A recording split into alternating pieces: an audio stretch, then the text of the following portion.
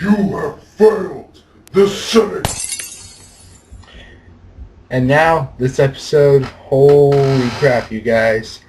Unfreaking believable. So, Arrow Season 4, I'm saying it right now.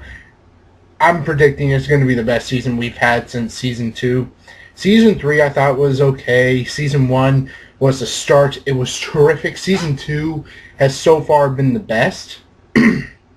But Season 4 has just taken it to a whole new level, and this is the reason why. It's just all over the place. It's truly an epic TV show, and hang on, something's bugging me. Oh, crap.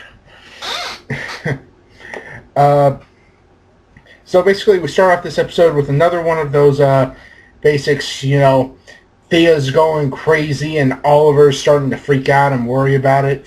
It's all going south with Oliver right now, and he is really trying his best to deal with Thea and all of her Lazarus Pit side effects, all the way to the point where he actually starts a fight with her, and she starts fighting back and goes cuckoo psycho on him, and he finally reveals he brought her back with the power of the Lazarus Pit. Now this is automatically we all already knew this was going to happen. We knew she was going to be affected by the Lazarus Pit in some way, and, well, now it's finally happened. The Lazarus Pit is officially taking hold of Thea, and it's just getting really crazy. And we're continuing on with Anarchy. We're finally getting a good look at, and if my video is screwing up or something, it's happening on my screen. I don't know if it's happening to you guys, but it's driving me nuts. Okay, video seems to be working fine now. I don't know what's going on. Anyway, where was I going? Anarchy. We get that he wanted to be a part of Hive, but since he's just so out of it, he's not following rules set by Damien Dark. He's just like, nope, you can't be part of this team. You're going off on your own. You're doing stupid stuff. We can't afford having you here. You're a flight risk. And honestly, that's what Anarchy is. He's literally what he calls himself. He is Anarchy. He doesn't follow set rules. He will do whatever he wants whenever he wants, and that is what makes him such a great villain. Then we get more into the whole, he's gone as far as to kidnap the daughter of the person who's running for mayor just to get on Hive's good side. Didn't work. They're like, you made a mess, clean it up, we're done. And now we get a sort of just a little bit of trust from Lance going straight over to the Green Arrow, or Oliver and all the team, by telling them exactly where to find the girl, because he's getting all this information from Damien Dark, and he's letting them prove it. He's really giving them a chance, but he warns Oliver that he is treading on thin ice. One single death, and he will haul Oliver straight to prison. That's the way it will all go down. Another good thing with this episode is, well, not really good thing, an interesting thing. Oliver isn't using the voice modifier anymore. It's that he's not trying to be the same scary person that he was in seasons 1, 2, and 3. He's really trying to change the look of Green Arrow to be more humanistic, and the sort of a, you have failed the city, is not the same when it comes from his mouth. It seems more natural, and this is what more of what Green Arrow is really all about. He's not trying to sound threatening all the time. He's not trying to mask his voice anymore, which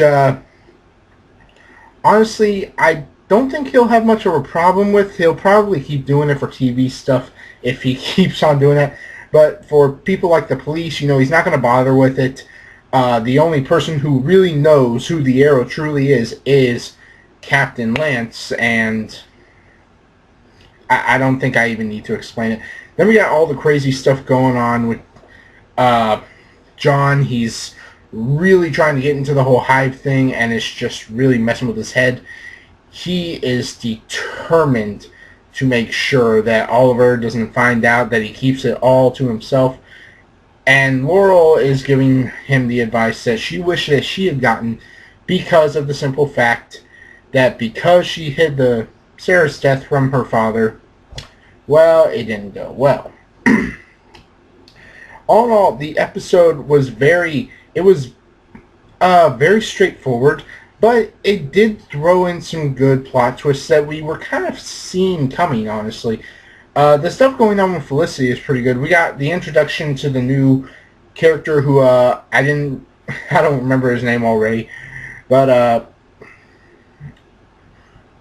if anyone remembers the name, and if you know him from the comics or something, let me know in the description, in the comment section below. I might want to look into this. But Felicity is really trying to keep Palmer Tech going, trying to keep people from losing their jobs, and that's really an admirable thing for her to do. And honestly, like I said, this episode was pretty straightforward. A lot of shows are doing that lately, just being real straightforward. They're not trying to hide the messages anymore, but they're not trying to, toss messages in our faces. So, kudos. All in all, I think that this episode is doing really good. The flashbacks are seeming less and less and less like a real thing. We were focused more on the today aspects, the fourth Arrow year, than we were during the fourth Island year. And I think that will be a really smart move. I mean, last season, a lot of us, at least the people that I know, we were really underwhelmed by the whole Hong Kong and, Alpha Omega deal. I was underwhelmed. A lot of my friends were underwhelmed. So I'm hoping that when they're on Lian Yu, they keep it interesting, because honestly, now I actually want to know more about the whole Lian Yu deal, because it seems like it's going to get really interesting, and I can't wait to see where this goes. So all in all, for this episode, since we've now got our new villain, we've got Anarchy. Speedy's going nuts. They're going to Nanda Parbat, she and Laurel, and we all know what's coming next. They're going to take Sarah and convince Malcolm, or Roz, or whatever you want to call him. They're going to convince him in some way to turn her in, to bring her back so that she can be the White Canary, which everyone who knows DC Legends of Tomorrow, they know White Canary's going to be in it, and that's obviously Sarah Lance. So, what all do I have to say for this episode? It was really good. It held my attention. It was interesting. It had some... Well, there weren't that many jokes. There was one joke where Oliver walked into the precinct about an I told you so that made me laugh. The action was really good. I thought Thea had it during that final fight until she lit the guy on fire.